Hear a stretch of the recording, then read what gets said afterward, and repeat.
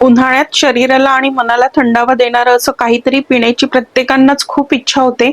म्हणूनच आज मी तुमच्यासाठी थंडगार असं पेय घेऊन आलेली आहे.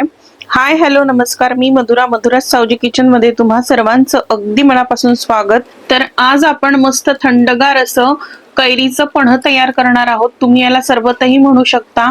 आणि हे जे कैरीचं पन्ह आहे हे मी भाजलेल्या कैऱ्यांपासून करणार आहे. तुम्ही नेहमी उकळलेल्या कैऱ्यांपासून करता, पण भाजलेल्या कैऱ्यांपासून जे आपण पन्ह तयार करतो त्याची चव खूप जबरदस्त अशी लागते. आणि महत्वाचं म्हणजे मी आज याच्यामध्ये साखरेचा वापर करणार नाहीये. त्यामुळे ज्यांना साखर चालत नाही, ज्यांना शुगर आहे, ते सुद्धा हे सरबत एन्जॉय करू शकणार आहे. तोंडाला चव आणणारं असं हे पन्ह आहे आणि अतिशय गुणकारी आहे. तर त्यासाठी व्हिडिओ शेवटपर्यंत बघा आणि अजूनपर्यंत माझ्या चॅनलला सबस्क्राईब केलं नसेल तर पटकन सबस्क्राईब करा. चला तर आता रेसिपीला सुरुवात करूया. तर इथे मी या कैऱ्या घेतलेल्या आहेत, या स्वच्छ धुवून घेतलेल्या आहेत आणि याला थोडा वेळ मी पाण्यातही ठेवलेलं होतं. तर आता इथे या कैऱ्या आपल्याला भाजून घ्यायच्या आहे. तर अशा पद्धतीने गॅसवर एखादी जाळी ठेवायची आणि त्याच्यावरती आपल्याला ह्या कैऱ्या भाजून घ्यायच्या आहेत. तर उलट पलट करून सर्व बाजूंनी आपल्याला या भाजून घ्यायच्या आहेत. तर अशा पद्धतीने मी इथे या कैऱ्या भाजून घेतलेल्या आहेत. आणि आता आपल्याला याची साल काढायची आहे. तर अशा पद्धतीने आपल्याला याची साल काढायची आणि तुम्ही इथे बघू शकता खूप इझिली याची साल निघत आहे. तर अशाच पद्धतीने मी सर्व कैऱ्यांची साल काढून घेतलेली आहे. आता आपल्याला याचा पल्प काढून घ्यायचा आहे. तर अशा पद्धतीने चाकूच्या साहाय्याने आपल्याला कैऱ्यांचा पल्प काढून घ्यायचा आहे. तर आता मी इथे कैऱ्यांचा पल्प म्हणजेच कैऱ्यांचा गर काढून घेतलेला आहे आणि तुम्ही इथे बघू शकता. आता हा जो कैऱ्यांचा पल्प आहे तो आपल्याला मिक्सरच्या भांड्यामध्ये काढून घ्यायचा आहे. तुम्हाला वाटत असेल तर तुम्ही रवीने सुद्धा याला घोटून बारीक करून घेऊ शकता, पण मी याला मिक्सर मधूनच बारीक करून घेतलेला आहे. आणि तुम्ही इथे बघू शकता याची खूप छान बारीक अशी पेस्ट तयार झालेली आहे.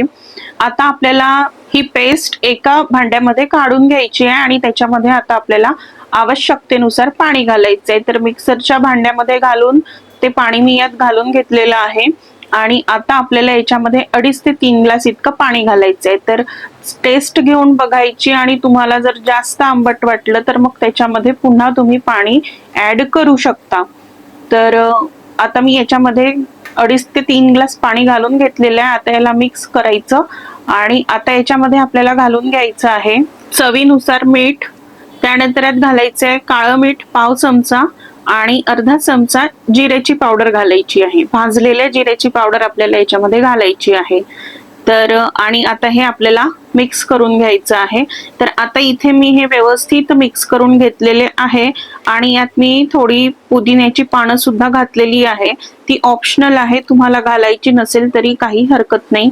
आणि आता अशा प्रकारे इथे हे भाजलेल्या कैरीचं पन्ह तयार झालेलं आहे. आम्ही याला भाजलेल्या आंब्याचं पाणी म्हणतो आणि चवीला तर इतकं अप्रतिम लागतं की तुम्हाला नक्कीच आवडेल. आता मी हे सर्व केलेलं आहे. मी हे लगेचच सर्व केलेलं आहे. तुम्ही याला काही वेळ फ्रीजमध्ये ठेवून थंडगार घेऊ शकता, पण मी याला लगेचच आता एन्जॉय करणार आहे.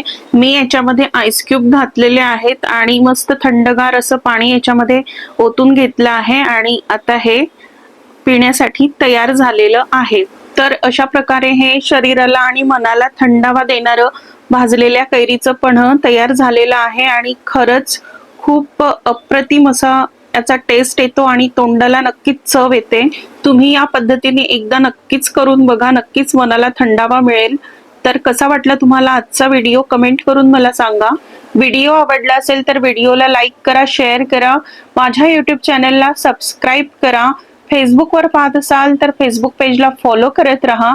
भेटत राहू अशाच नवीन नवीन रेसिपीज सोबत. तोपर्यंत बाय, धन्यवाद.